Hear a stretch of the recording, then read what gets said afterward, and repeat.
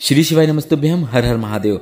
महाराष्ट्र राज्य के यवतमाल जिले के वणी में परसोनी फाटा के पास गुरुजी पंडित प्रदीप मिश्रा जी द्वारा श्री काशी शिव महापुराण कथा शुरू हो गई है। आज 27 जनवरी 2024 मतलब पहले दिन की कथा पूर्ण हो चुकी है। यह 7 दिवसीय शिव महापुराण कथा है जो कि 27 जनवरी 2024 से 2 फरवरी 2024 तक आस्था और यूट्यूब के माध्यम से देखी जा सकती है। 3 घंटे की कथा का संपूर्ण कथा सार हम आपको 10 मिनट में बताएंगे। यह हमारा प्रयास है कि आपको कम से कम समय में अधिक से अधिक जानकारी दे सकें। आज की कथा में गुरुजी ने 2 विशेष उपायों की जानकारी दी है, जिसमें संतान प्राप्ति और जीवन से कष्टों को दूर करने के लिए आपको क्या करना चाहिए वह बताया है। साथ ही गुरुजी ने आज 3 ऐसी जानकारियां दी हैं, 3 ऐसी चीजें बताई हैं जिन्हें अगर आप अपने जीवन में धारण कर लेते हैं तो आपका जीवन कंगाल हो जाता है, नष्ट हो जाता है। उसकी जानकारी भी आपको इस वीडियो के माध्यम से प्राप्त होने वाली है। आज 27 जनवरी श्री काशी शिव महापुराण कथा में गुरुजी ने कुल 15 उपाय पत्र उपयोगी जानकारी दी है। सभी की जानकारी हम आपको इस वीडियो के माध्यम से दे देंगे। अगर किन्हीं कारणवश आपने आज की कथा नहीं सुन पाई है तो पूरी कथा का रास्ता तो आपको इस छोटे से वीडियो से प्राप्त होने वाला है।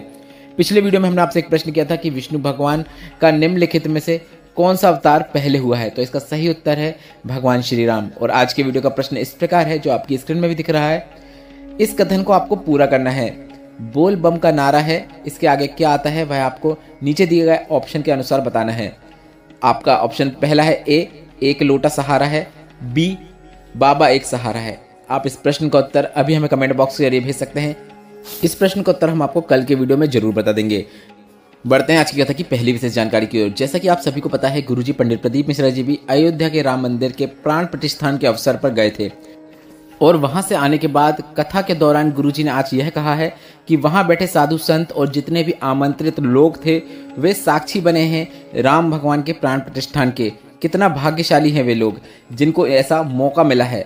और हम धन्यवाद करना चाहते हैं राम मंदिर की समिति को, जिन्होंने हमें इस अद्भुत अवसर पर, इस विशेष अवसर पर आमंत्रित किया और हमें इस मिलने वाले सौभाग्य का उन्हें आभार प्रदान करना चाहते हैं।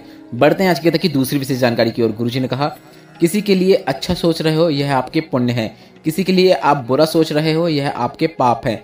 किसी को आप बुरा बोल रहे हो, गालियां दे रहे हो, आड़ा टेढ़ा बोल रहे हो तो आप यह समझ लेना यह आपके पुराने कर्म हैं, पाप हैं, तभी आप ऐसा कर रहे हो। उसी तरह आप कोई अच्छा कार्य कर रहे हो, भगवान का नाम जाप कर रहे हो तो आपको यह समझ जाना चाहिए कि पिछले कर्म आपके अच्छे थे, तभी आप यह सब इस जन्म में कर पा रहे हैं। बढ़ते हैं आज की कथा की तीसरी विशेष जानकारी की ओर। गुरुजी ने कहा, आप कभी अच्छे कर्म करोगे, अच्छे कर्मों में जाओगे, अच्छी जगह जाओगे तो लोग तुम्हें टोकेंगे, तुम्हें देखकर हंसेंगे।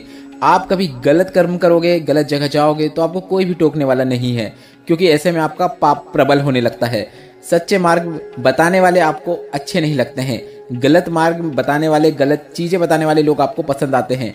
जैसा आपका बच्चा जब कभी स्कूल जाएगा तो उसका क्लास में जो सबसे होशियार बच्चा रहता है उससे दोस्ती नहीं होगी। आप यह देखना, उससे दोस्ती होने की संभावना ना के बराबर है, बल्कि आपके बच्चे की दोस्ती उस लड़के से होगी जो पढ़ाई में अच्छा नहीं है, मोबाइल ज़्यादा चलाता है, गेम ज़्यादा खेलता है, उससे सबसे पहले दोस्ती होती है।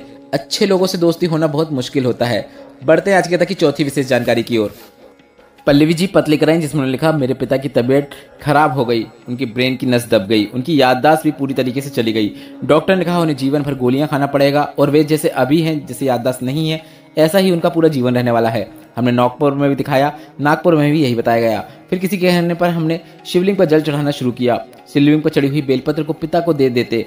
सीहोर से हमने रुद्राक्ष लाकर वह रुद्राक्ष वाला जल पापा से शिवलिंग पर चढ़ावाना शुरू किया। पिताजी रोज मंदिर में जाकर शिवलिंग पर जल चढ़ाते और बेलपत्र चढ़ाते और उस जल का आचमन कर लेते। आज पिताजी की याददाश्त अच्छी हो गई है, पूरी तरीके से वे ठीक हो गए हैं और डॉक्टर से हमने फिर से चेकअप करवाया था तो डॉक्टर ने बताया है दबी हुई नस भी खुल गई है। उसी का आभार व्यक्त करने के लिए हम कथा पंडाल में आए हैं। बढ़ते हैं आज की कथा की 5वीं विशेष जानकारी की ओर। दीक्षा जी पत्र लिख रहे हैं, जिसमें लिखा, शादी के कई वर्ष हो गए थे, झोली भरी है तो सिर्फ बाबा ने ही भरी है। आप कहते हैं शिवलिंग पर जल चढ़ाना, मंदिर की सफाई करना कभी खाली नहीं जाता। यह बिल्कुल सही बात है, क्योंकि मुझे संतान नहीं थी, मंदिर में मैंने सफाई का काम करना शुरू किया, जल चढ़ाना शुरू किया और मेरा गर्भ ठहर गया। रिपोर्टें गलत आई पर मैंने बाबा पर विश्वास बनाए रखा, लगातार जल चढ़ाती रही, सेवा करती रही और मैंने स्वस्थ बच्चे को जन्म दिया है। बच्चा पूरी तरीके से ठीक है, उसी का आभार व्यक्त करने के लिए मैं कथा पंडाल में आई हूँ। बढ़ते हैं आज की कथा की छठवीं विशेष जानकारी की ओर। सीता अनिल जी पत्र लिखकर आई, जिसमें उन्होंने लिखा, कथा पंडाल में बैठकर कथा सुनने से क्या फल प्राप्त होता है उसका वर्णन करना चाहूंगी। मेरी बेटी 3 साल से एग्जाम दे रही थी, पर उसका कहीं पर भी चयन नहीं हो रहा था। मैंने मेरी बेटी से कहा, कथा पंडाल बैठकर कथा को श्रवण करते हैं और फिर कामना करते हैं, वह निश्चित पूर्ण होती है। हम सीहोर की कथा सुने और अकोला की कथा सुने। कथा पंडाल में बैठकर हमने कामना की और कथा पंडाल में बैठे बैठे ही मेरी बेटी का रिजल्ट आया और मेरी बेटी मुंबई पुलिस में चयनित हो गई है, नौकरी कर रही है। उसी का आभार व्यक्त करने के लिए मैं कथा पंडाल में आई हूँ। बढ़ते हैं आज की कथा की 7वीं विशेष जानकारी की ओर। मेघा किशोर जी पत्र लिखकर आए, जिसमें लिखा, मेरी जिंदगी में बहुत दुख का पहाड़ टूट गया।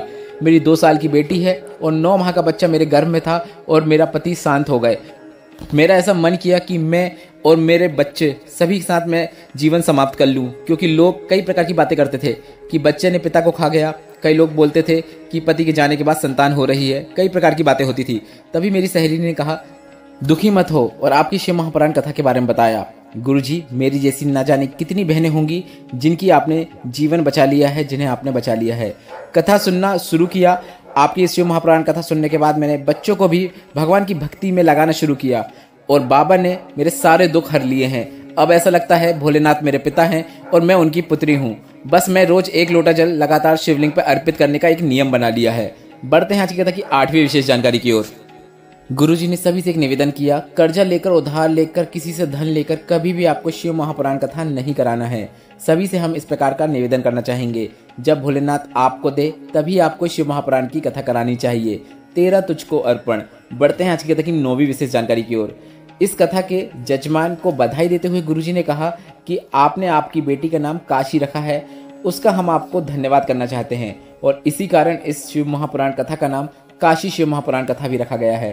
क्योंकि यह कथा काशी में नहीं हो रही है, यह कथा वणी या मतवाल महाराष्ट्र में हो रही है, पर आपकी बेटी जो कि शिव महापुराण कथा का श्रवण करती है लगातार, इसी कारण इस कथा का नाम काशी शिव महापुराण कथा रखा गया है। इसके बाद गुरुजी ने कहा, शिव महापुराण की कथा में लिखा है, अगर 5 बार भी आपके मुख से काशी काशी काशी काशी काशी ऐसे निकल जाता है तो जीव को परमात्मा की शरणागति प्राप्त होकर ही रहती है। इसके बाद गुरुजी ने बताया, 5 बार काशी बोल देने से आपको शिव धाम की यात्रा करने का भी फल प्राप्त हो जाता है। शिव महापुराण कथा के उमाखंड में लिखा है कि जो दिल से शिव महापुराण कथा का श्रवण करता है उसे 12 ज्योतिर्लिंग जाने की भी जरूरत नहीं होती है।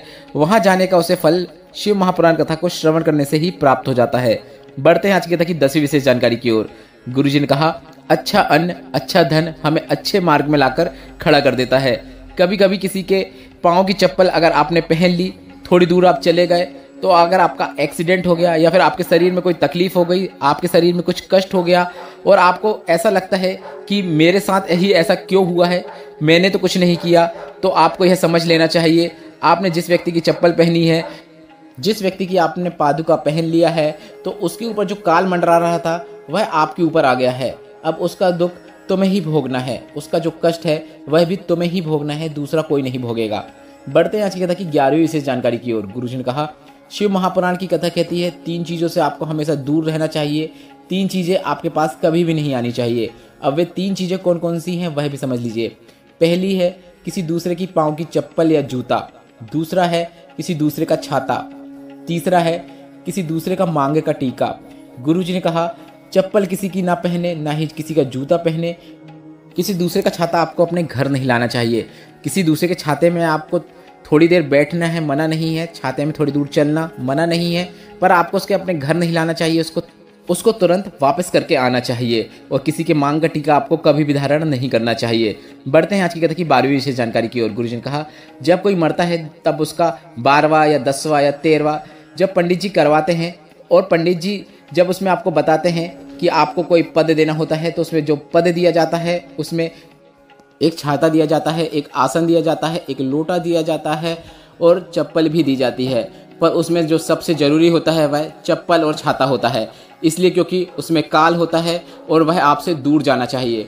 बढ़ते हैं आज की कथा की 13वीं विशेष जानकारी की ओर। गुरुजी ने कहा, दुख की घड़ी अगर आपके जीवन में आई है तो कोई काम नहीं आने वाला है। आपने जो 1 लोटा जल चढ़ाया है तो भोलेनाथ ही आपके दुख की घड़ी में आपके काम आने वाले हैं। बढ़ते हैं आज की कथा की 14वीं और अंतिम विशेष जानकारी की ओर।